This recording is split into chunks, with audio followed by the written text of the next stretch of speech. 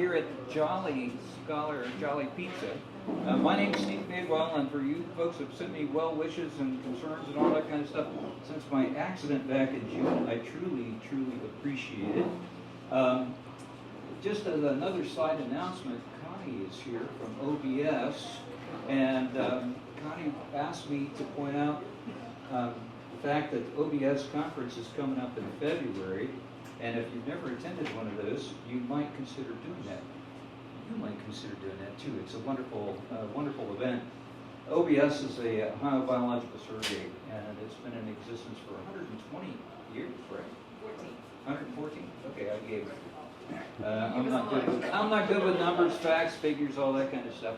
But anyway, it's a wonderful event, and OBS publishes some remarkable material information and has a long history, and ecophilia kind of fits right into that. You know, Tom Dimbo was asking me a little bit about the origins of ecophilia. If you go to the website that our dear friend and co-Huntum member Rich Benz has put together, you can find out about the history of ecophilia, which is really quite remarkable unto its own.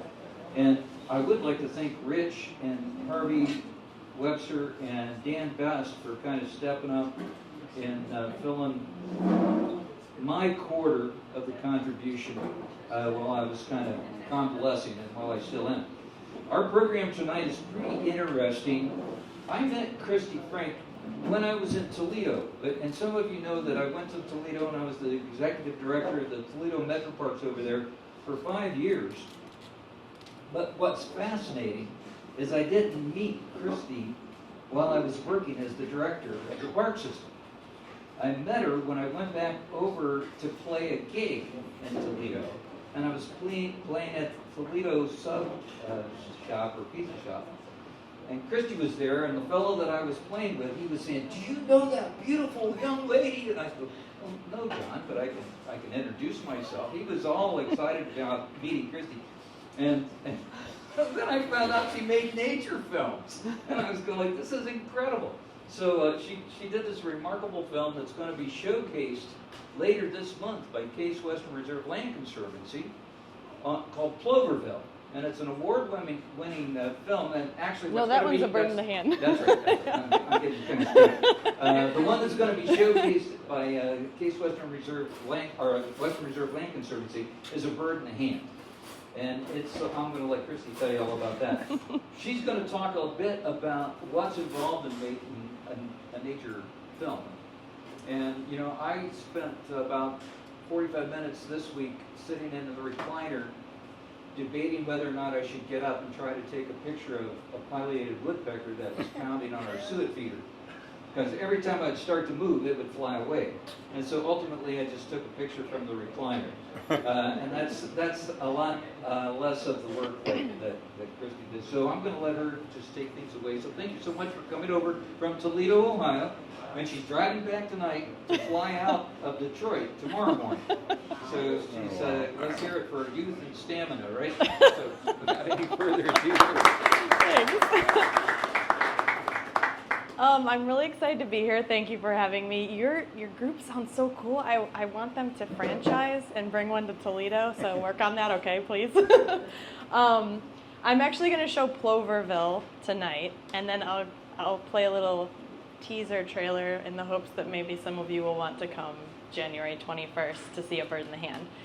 I will tell you more after you see Ploverville, because I think it works better to just let you see the story, and then I'll give you a little backstory and answer some questions for you. This was actually my first film, and it was filmed in 2021, just to give you a tiny bit of backstory there, but the rest I'm going to leave until after you watch the film. It's short, so it's about, I don't remember anymore, 15 minutes, I don't know. So I hope you enjoy.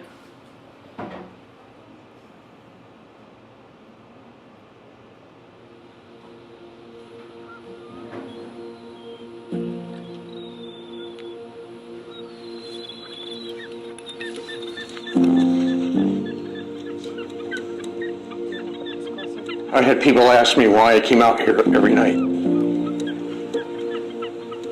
And it simply wasn't an option for me.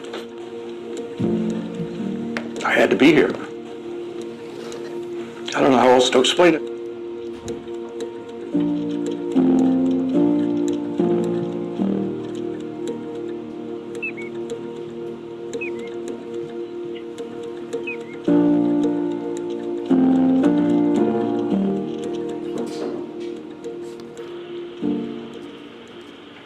That's the only one you have eyes on, right, Mandy? That's it. All right, so we got one in the far east and one in the far west. That's just two. So what brings us here on a beautiful day to Maumee Bay State Park are two tiny, miraculous birds called piping plovers. In the Great Lakes, this is a critically endangered bird with less than 200 breeding pairs left in the entire Great Lakes. We see piping plovers rarely in migration along the lakeshore here, but a little over a week ago we had a couple birders say, hey, we're seeing this, and they're doing courting behaviors, and piping plovers don't court until they're on their breeding spot. The day the first egg was laid, we weren't sure if there was an egg in there. It was like this explosion of joy and disbelief. Danger can come from all directions, but in breeding, they're sitting on those eggs for 3 to 4 weeks. It only takes a minute and all can be lost. The piper is a shorebird, and all shorebirds are what we call precocious young. So they hatch at the same time, and they pretty much come out of the egg. There are details that success and failure ultimately comes. 2 chicks on the east end, Nish in line with the beach pergola by the water. Copy these. These tiny little chicks, I found myself thinking, how are there any left? How have any of these birds survived when everything wants to eat you? A beach ball. Adults went into their migrational portion of their life as expected. So we got well past 24 days. Was incapable of migrating, and we would have to repeat that process, capturing Erie again to be transported this time to the Detroit Zoo.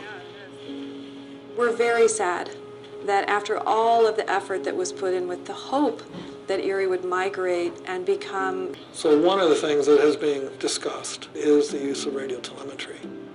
There's towers being put up all over the country, and as the bird passes by, it's picked up by that tower. There are transmitters now that would fit on these birds very well. That could get at some of... And it simply wasn't an option for me. I had to be here. I don't know how else to explain it.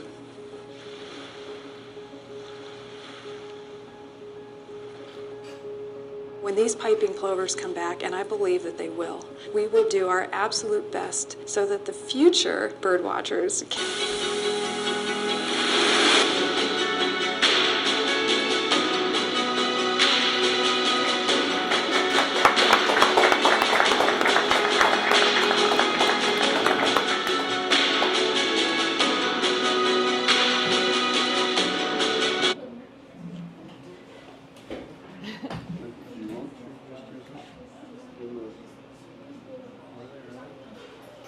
Whatever you... This is kind of nice. Because then I can... Right, I'm going to bring down your second. Okay.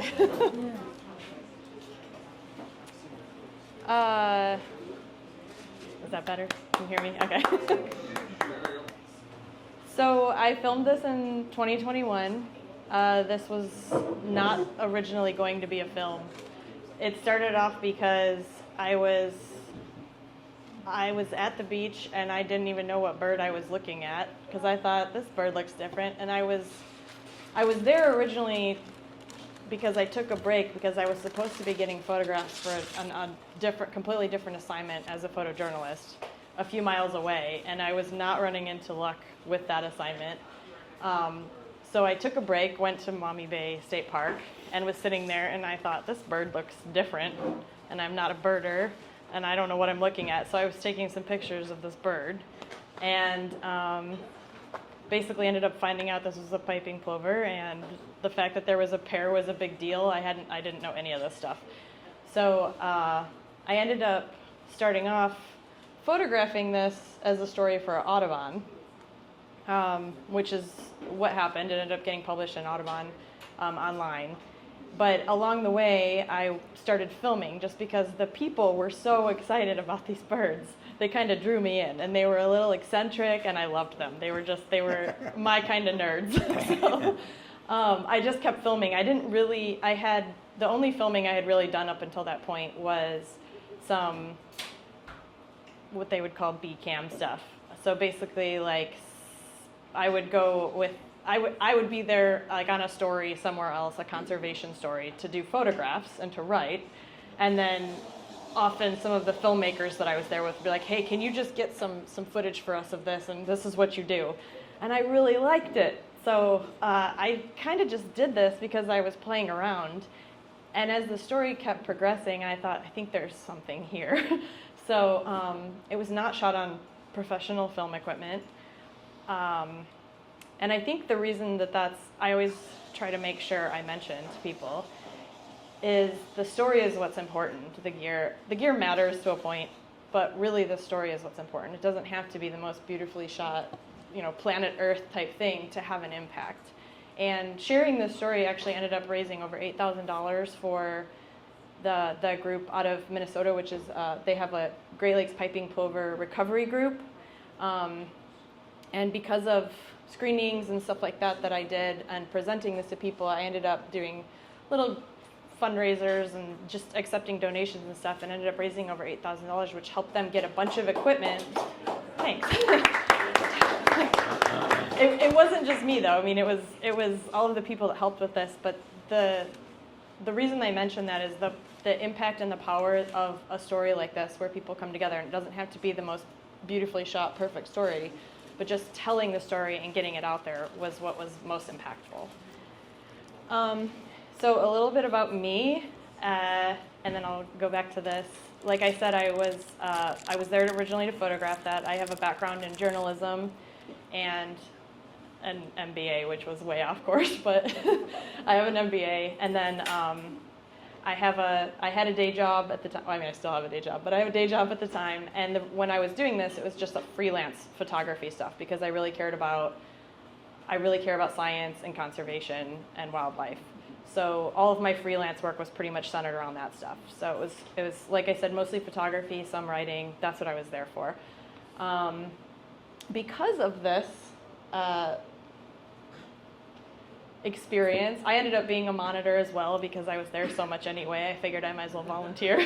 And I fell in love with it, and I loved collecting data. I loved researching stuff about these birds. I loved being part of the problem solving. I loved learning about habitat. All of the scientific stuff behind it, along with the people, I was like, Christy, that this is not the MBA thing is not where your heart is. So, and I had been pondering for years about going back to school, because I wanted to have the scientific understanding to go along with the storytelling, and I didn't really have that foundation before. And this story and this experience was the impetus I needed, and I ended up going back to school again and got a master's in biology at Miami. So, which is where Steve went. So, oh, really? So, I feel like that combination of knowing at least the basics and having a little bit more of a science foundation and tying that in with storytelling has really helped kind of accelerate things. I'm trying to think of what else I was going to say.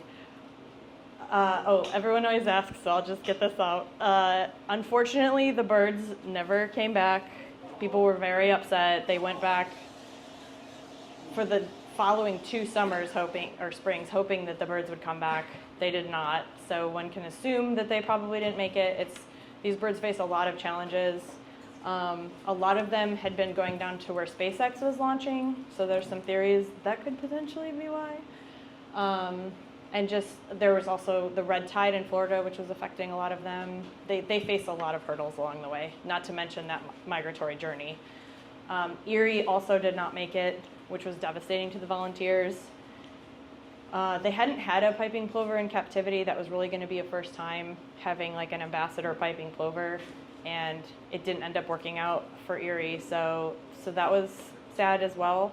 I guess one positive that came out of it was the U.S. Fish and Wildlife had not expected birds to ever stick around a location that long before, so they've looked at changing their monitoring program because they're wondering if one of the reasons that the rate of the number of birds that have successfully come back year over year has not grown as high as they wanted is because maybe they've quit monitoring them too early. So despite the fact that in some ways this program was not the success that everyone hoped it would be, it did end up contributing a lot of data because we ended up being out there until October, which was unheard of. I mean, no one along the Great Lakes on the west side of Michigan are out there until October. So because of that, they're looking at their program and looking at changing the way they monitor this. So there is some good that comes out of that. Even bad data is good data, right? Or bad, you know what I mean? And they're still doing the program. The numbers have been steady pretty much, but they haven't really increased the way they were hoping they would. And so that's pretty much about that. As far as filmmaking goes, every, whether you call them a nature filmmaker, wildlife filmmaker, conservation filmmaker, I would consider myself a little more of a conservation filmmaker just because to me people are a really important part of the story. And so I like to tie them into what I do. Everybody approaches this a little differently. I have tended to fall into projects, just like I did with this one. Some people seek them out. It really just depends. My journey has more been finding out about stories that have struck me as important for all of us to know in this current time and seeing what type of impact we can have, because I don't want to just tell a story and put it out there. It's really important for me to have an outreach component in that story as well. So while I was, after doing this and going back to school, I started volunteering doing bird banding. I had also met the Bartletts, which are the couple that is in the film that's going to be showing on January 21st. And I had started photographing them as well. Theirs also started out as a photo thing. And they're a couple that bands birds. And Tom, if you come to the film, you'll see he is the most wonderful, quirky character. His goal was to band 100,000 birds in his lifetime. Paul is along his side and makes that happen too. And I fell into that story as well. So hopefully if you come to that, you'll see that some of my technique has improved slightly because I've done a few along the way. But that's another story that it just really called to my heart and felt like it would be inspiring to people. So this one was a lot of time just sitting there hoping they would do something, trying over and over to get them in focus on a flight shot, which is way harder than you think with a bird that's like tiny. And I didn't have like real cinema gear. I had like photo gear that I was adapting. So I didn't even have like a video tripod. So it was a little rough. It was a great learning experience though. And I think that there's a lot of conservation or wildlife films that are done that way. They're independent films, but it's people that, like I said already, it's people that recognize that the story is what's important. So I think I've just kind of stuck with that mindset, and I've tried to grow as a filmmaker in that regard. Trying to think of, do you guys have any questions? We'll do that, and then I'll think of what else I was going to try to say. Yes? What gear did you use? For this one, I had a Nikon D850, and about halfway through the summer, I ended up getting a Z7 because I was told it would be better for video, especially for some of the late night shots. And I was using old DSLR lenses. Did you have a script? Did you have a story that you wanted to tell? Or did you take a bunch of shots and then you created the story? That's a great question. So with my documentaries, I do not use a script at all. what I'll do in the beginning is I will kind of map out, well, in this one I really couldn't, because I didn't even know until the end of summer that this was even going to be a film. I had filmed so much that I thought, I probably should do something with this. So for this one especially, but even for other documentaries I've done, I basically start off with a general idea of what I think the story is, and I'm pretty much always wrong. There's some surprise. You have to keep an open mind because I just end up, I'm extremely curious. I ask a lot of questions, and most of the time the story takes me a direction that I wasn't even expecting.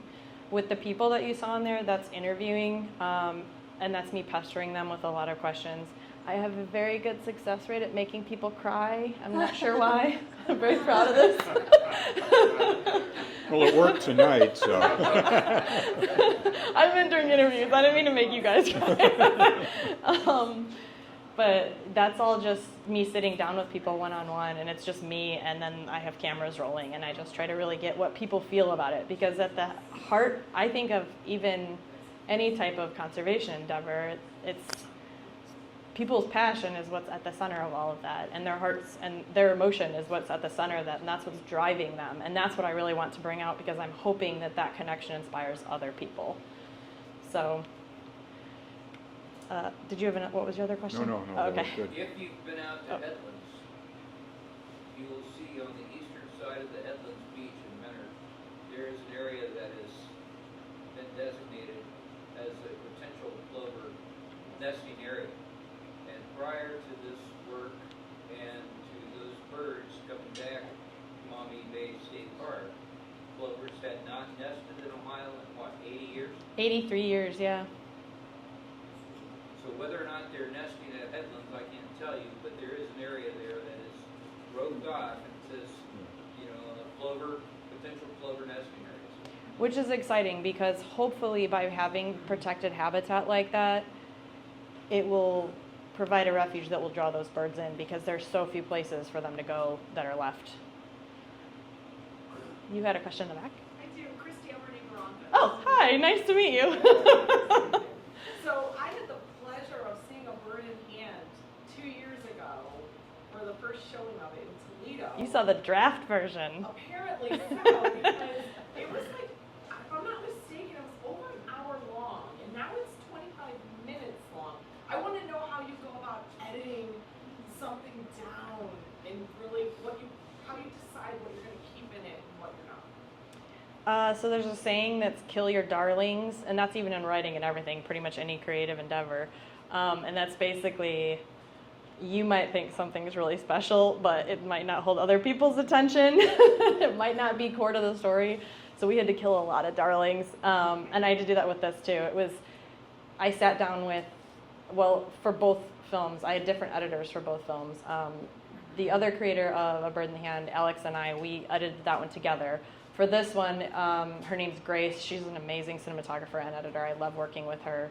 But with her, a lot of it was, I was like, but why'd you get rid of that? And she said, it's really not the important part of the story. You just think it's cute. So it's a lot of cutting and cutting and cutting and just letting go of that stuff. But you did keep the funny parts, right? Yeah. They're definitely in there, yeah. Yes. Yeah, was there any effort to try to work with ODNR to try to change the event that happened there that seems to have had an impact?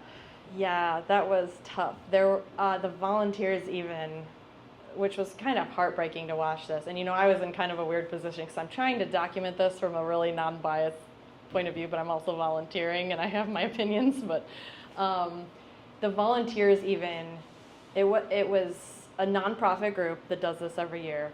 They went to the nonprofit and said, please don't do this. We've been monitoring these birds since May. We're begging you, don't do even if you still want to have the people, just don't do the fireworks. And they said, we paid, I forget what it was, like $5,000 for these fireworks. And the volunteers even said, we'll all pool our money and give you the money. And they thought it was too important for the group that was coming out there. So, which was really sad. These volunteers were they were out there all day until really late at night. And you saw and people were crying and everything. And then they thought the birds made it. They thought they weren't affected. And the volunteer that found the bird in the morning was me, that was deceased. So I'm glad I'm the one that found it, just because I don't know, I tried to look at it from a scientific point of view. It was heartbreaking though, but some of them were so close to that particular bird that I guess I'm glad none of them had to see that, but I'm not sure why they didn't. I don't know if they thought nothing would happen and we were being too paranoid. I'm not sure. I mean, people do a lot of things that, you know, aren't great for nature, and you try to convince them otherwise, and sometimes it just doesn't work out that way until they see the results. On this part, there was a sign of a struggle with the dead bird. Did they say what kind of animal? It was a mink. The reason that the fireworks tied into that was because the birds were nesting farther up. They weren't nesting close to shore, like where there's like rocks and stuff that serve as like breaks along the beach there, where you saw those indentations. We knew that there were mink in those rocks and stuff, and the birds had been staying away from there at night. But because of this event, they changed where they were nesting for the night. They basically stayed in that one spot. After the fireworks, they were frozen. They didn't want to move. People stayed there for hours trying to see if they were going to start foraging again or something. And they almost seemed to be like kind of in a state of shock or something. I don't know. So they think that change in where they were roosting at night is what led to the mink kill. Yeah. This is related to the editing question, but can you talk a little bit about how you find the story out of all the footage that you have once you leave the scripts, like how you decide what to do? Finding the story is probably the hardest part of the entire process. I don't know how many hours worth of footage. Grace, I have to give credit to her for that, because she could see the story before I could. There were so many parts of the story that I would have included that really weren't relevant to what the final, impactful story came out to be. And I don't know how really good editors do that on their own. Grace is able to look at a story and see a through line perfectly. That's a great question.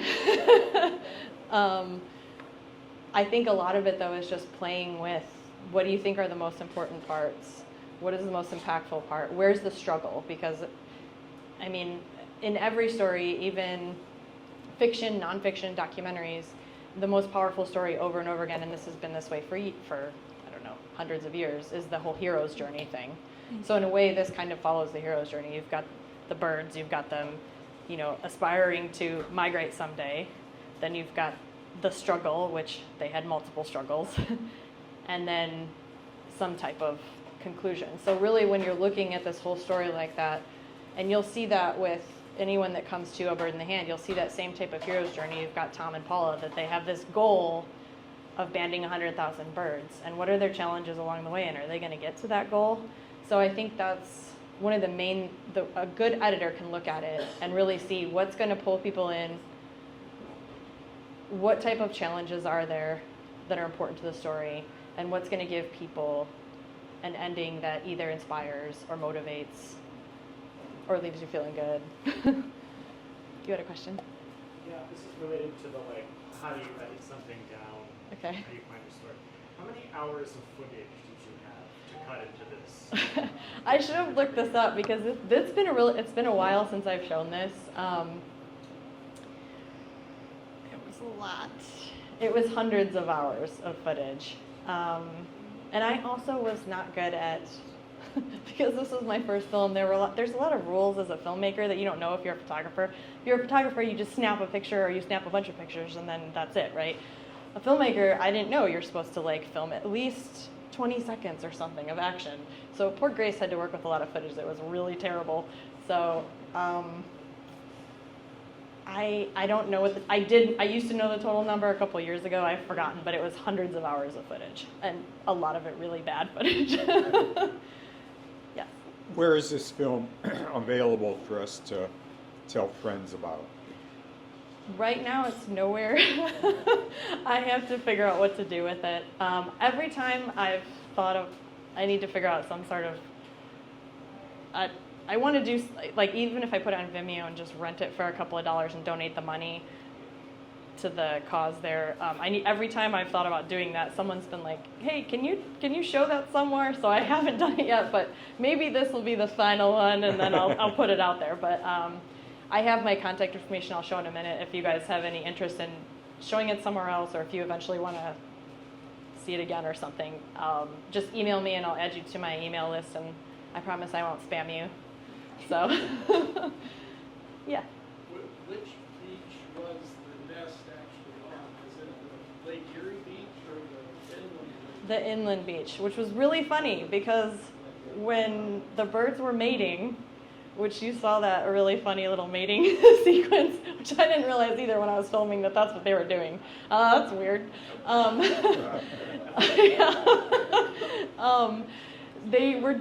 They kept going up to the Lake Erie shoreline. So Fish and Wildlife Service built this huge refuge area for the birds along Lake Erie.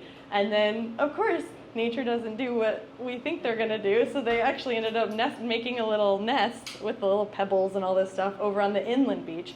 So Fish and Wildlife Service had to come back from Columbus and build a whole new thing on the inland beach, which actually worked way better. I think it was probably much safer, especially after some of the storms that we had, for them to choose the inland beach. So maybe they're a little smarter than we think they are. Yeah. Did people generally respect the keep out zone? Some.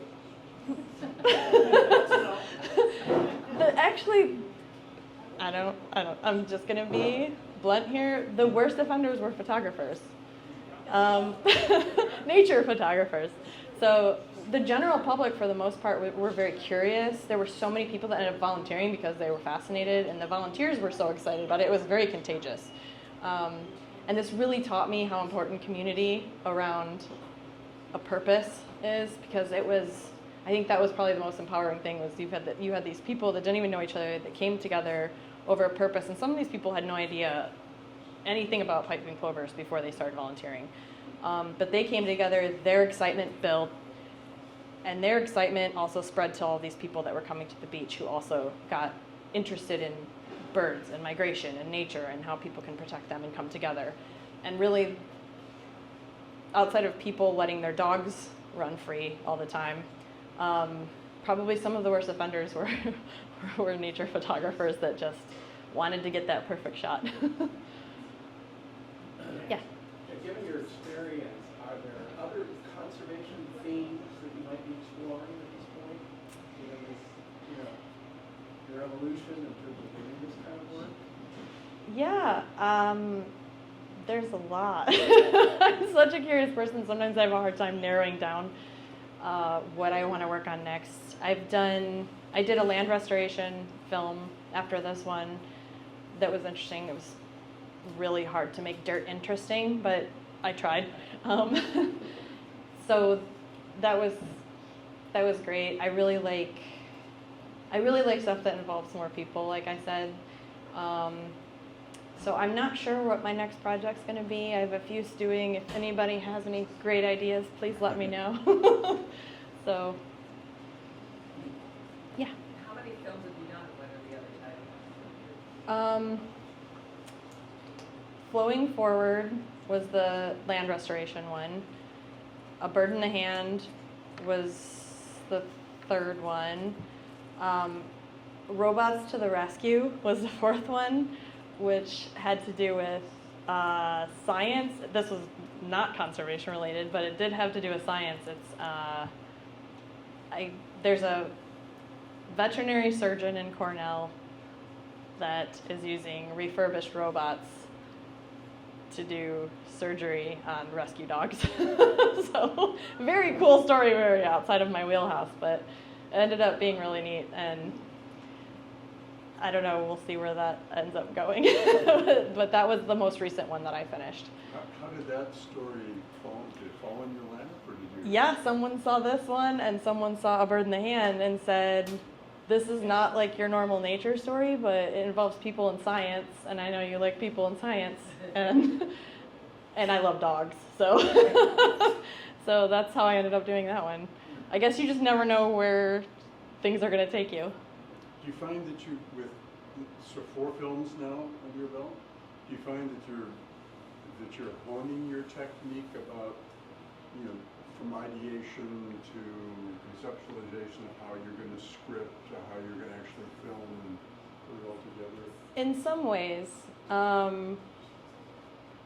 I've learned to be a little more patient with waiting things out and letting them happen and keeping my camera just rolling.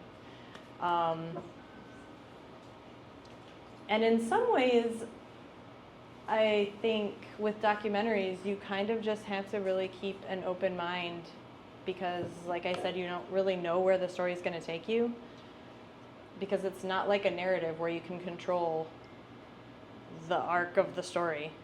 So a lot of it's asking a lot of questions. I think I've gotten better at that. And my education has helped with that a lot because there were a lot of connections there are a lot of things with this I would have asked either differently or pushed more on. But I've gotten a lot better at asking the right kind of questions, and yeah, I think that's probably the biggest change. So, and then, as you first set out to do this, and Nish and Nelly show up, and you're starting to get, you know, you're out there with everyone else with your cameras, and you're trying to get images.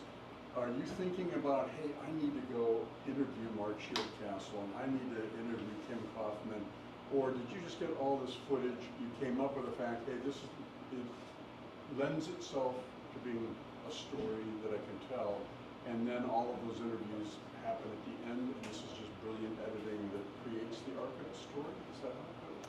For this one, that's how it goes. That's not how my other ones have gone. For this one, because I didn't know I was making a film until more than halfway through. It's really very remarkable because it's got a wonderful art. Thank you. And I'm lucky that, you know, it's very intimidating to have a camera in front of your face. I hate it. Like, I feel like I'm terrible at it. And I'm always very appreciative of the people that let me into their world and allow me to capture them in that kind of way, especially unscripted. So I was, you know, I think that's one of the things that I really love about film. And I'm still always going to be a photojournalist at heart, and I still do that. I'm still a writer. But one of the things that's really pulled me into the film world is that you get to work with a team of people and you're not so isolated. And I was so used to working solitary, which I'm fine with. I'm a solitary person in some ways, but also there's really a joy in sharing a project and creating something together that's so different about film, and I really love that aspect of it.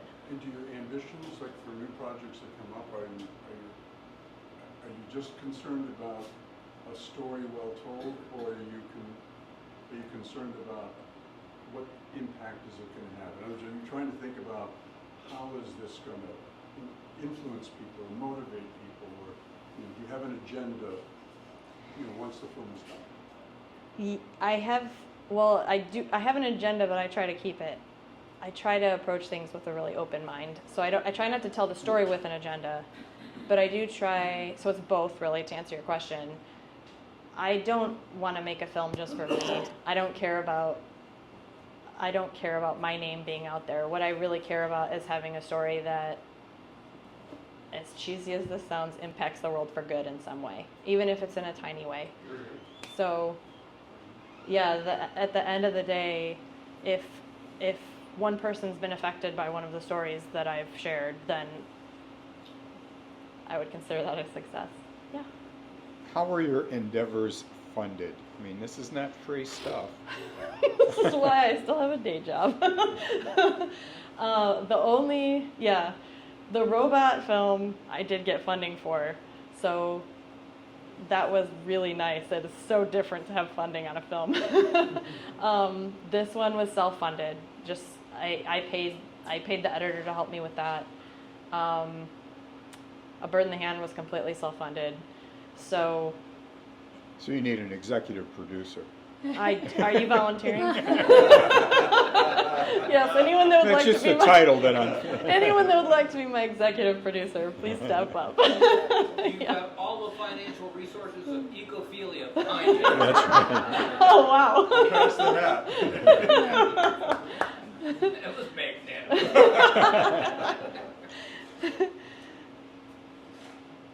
Anybody else have any questions? So I'm gonna attend Bird in the Hand on the 21st. Yay. Is there a little Easter egg? Yes. Or Are you guys? something to Would, look for? would you like to see the trailer?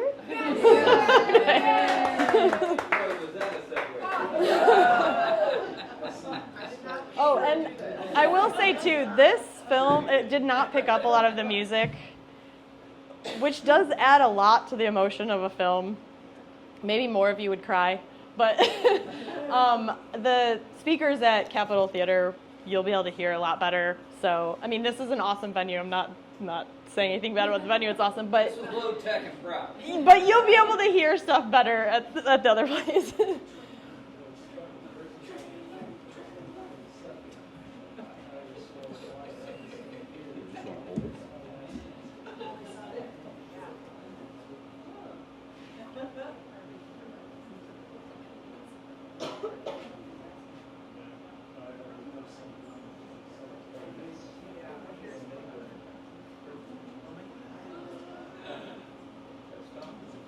What's your life list up to? Oh. See, when you say that, what life list?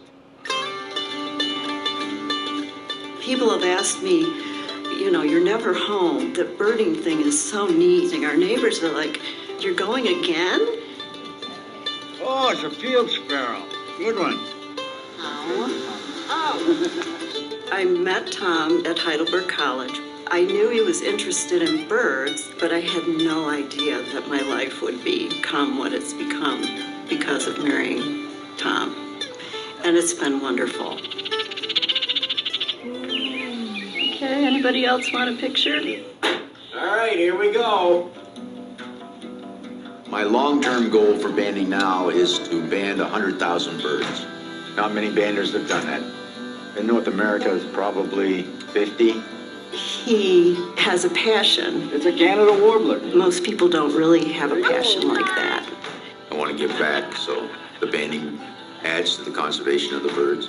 You only got 2 birds? 2 stinking birds? 50 birds. Pack it up, we're going home. There we go. Anyway.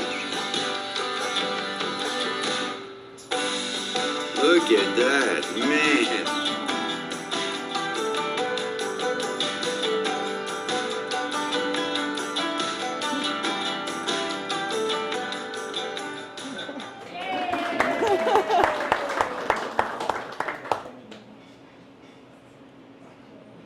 And then I will put this up.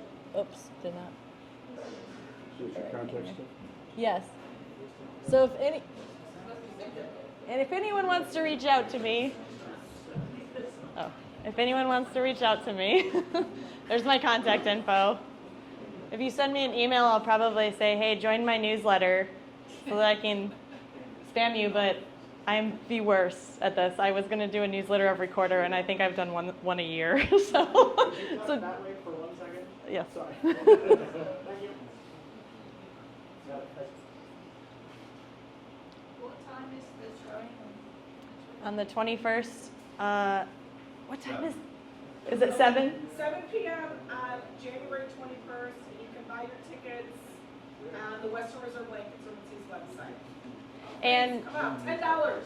Tom and Paula will be there. Valet parking too, so if you don't want to worry about parking your car, you can valet. Oh, that's huge. And Tom will be there. I will be there. Alex should be there. Paula's gonna be there. Yeah. Paula won't answer questions though, just FYI. But Tom will, and he's very entertaining. Yeah. So, if I'm not mistaken, this film is going to be available on YouTube, is that right? No. No, I don't know where I'm gonna put it yet. No, are we not doing this on? The ecophilia, your talk. Oh, Yeah. my talk will be, but the whole film is not. Yeah, the questions and answers will be. I didn't film the whole. It's not going to be on? Yeah, I didn't put the whole film on as I don't Christy have a mentioned. distribution plan yet, so. So about 10 minutes of the film are chopped up in the YouTube video. Well, if there aren't any other questions, I really appreciate sharing this with you guys. It's a gift to me every time I get to put this story out there, and you guys were a wonderful group. So I really appreciate your time and attention, all of your thoughtful questions. Well, it's This Give it up has for been Christy. great.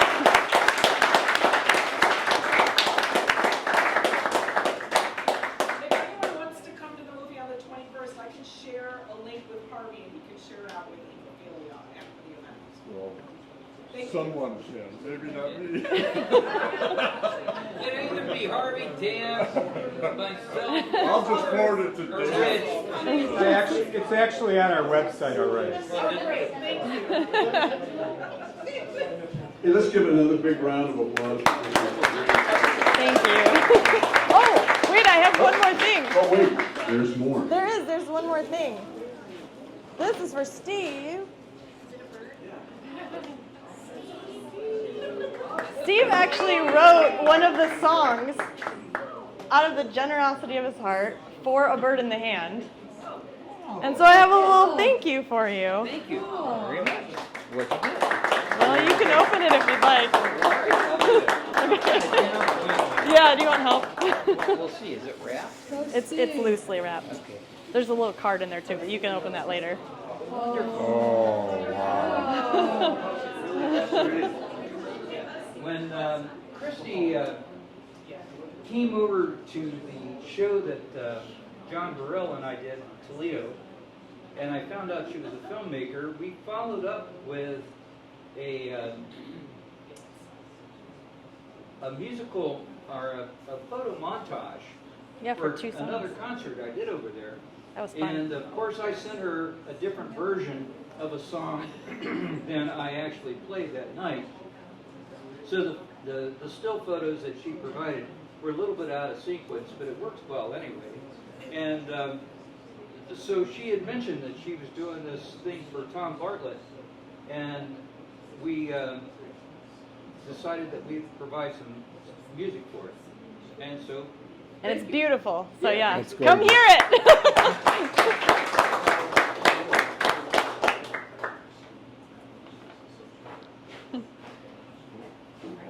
Yeah, sorry, I almost forgot that.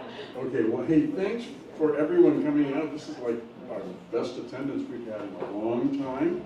And remember that Ecophilia meets here at Jolly's Pizza the second Thursday of the month at 5 o'clock. So come next month. Harvey, do you want to ask if any, I mean, like Tom Denbo's here, I mean, there are some new people here. There are some new people Should here. we call them out and welcome them? Yeah. Tom! Buy a round for everybody, Tom. Yes, Tom, that is one of the traditions. You get the bill. No, this has become our home. This is a wonderful organization that has been around for a long, long time. Steve is aware of its founding days.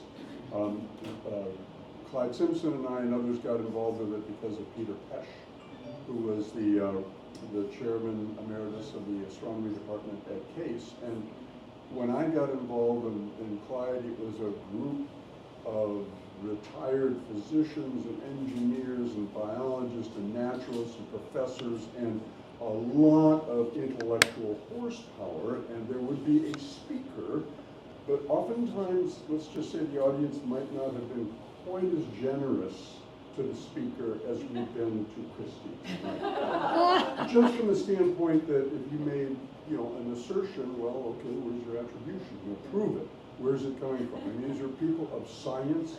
And Do you have a footnote for that, Harvey? Yeah, that's right. And that spirit of curiosity was just fabulous. And it usually went from 10 till noon, and it was followed by a meal where there was, liberal amounts of wine. So, I mean, how could you beat that?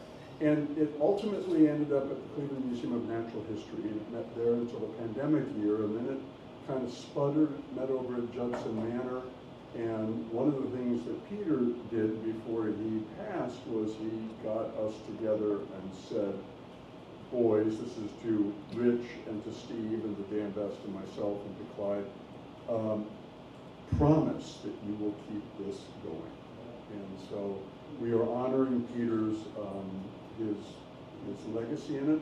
We hope to do a program that will actually speak to Peter's scientific legacy and have folks that come in and talk about what he did during his career at Case, and as a world-renowned and respected astronomer. So anyway, it's a cool thing, and we've been all over the place. Grace is here. Grace did this incredible program for us all about Cleaner. That's an incredible new startup that that's literally got its start in ThinkBox, and it's the idea of how you capture the microplastics from a washing machine, and they use biomimicry to come up with this cool filter system, and they now have brought the product to market. She did a fabulous job explaining both the problem and how they approach the solution. So there's cool biomimicry, engineering, entrepreneurial. And we have, coming up, if this works right, we're going to have a twofer, a maple syrup twofer.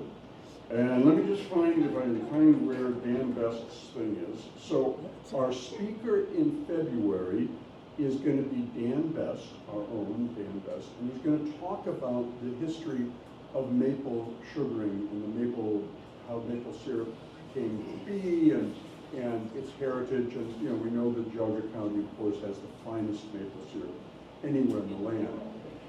But in March, we've lined up someone from the Extension Service who's going to talk about maple sugaring in the 21st century. And boy, it's a whole hell of a lot different than it was back in the old days.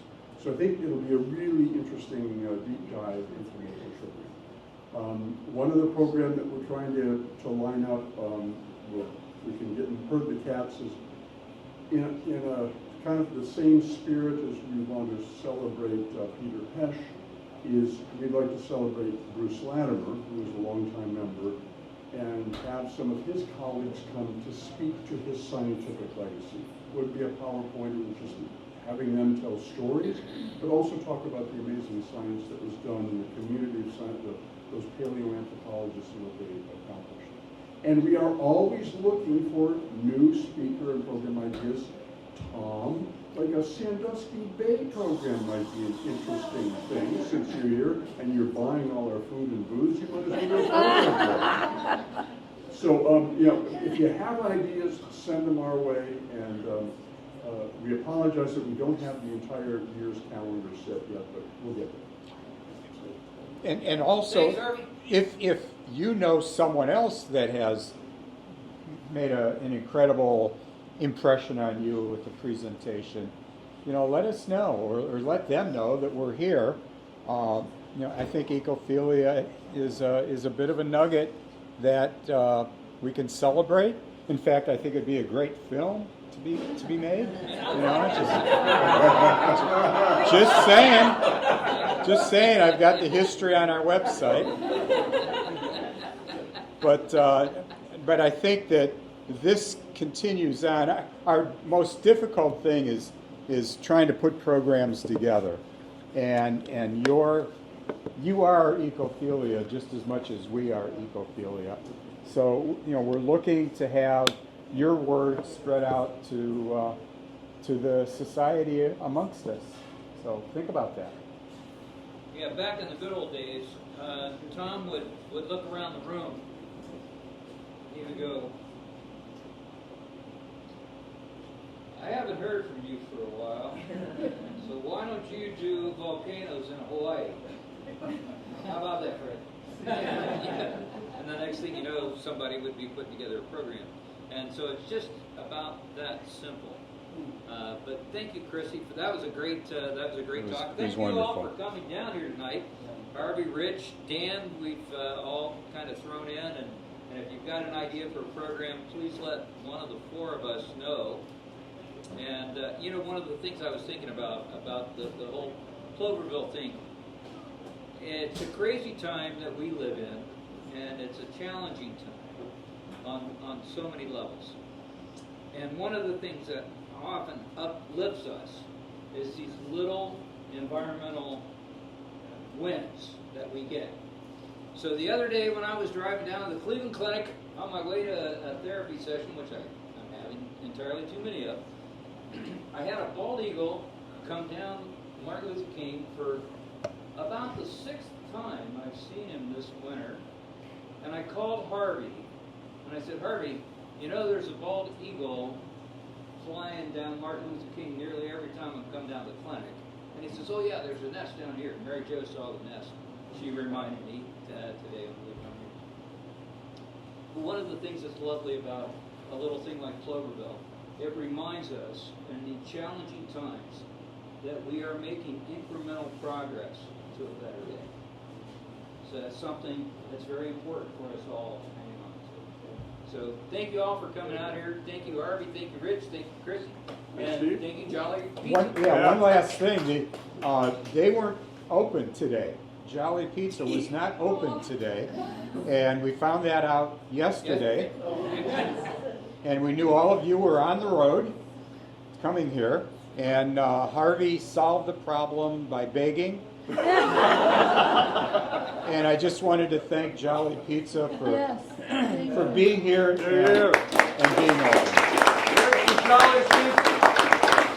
Thanks, Harvey, for begging.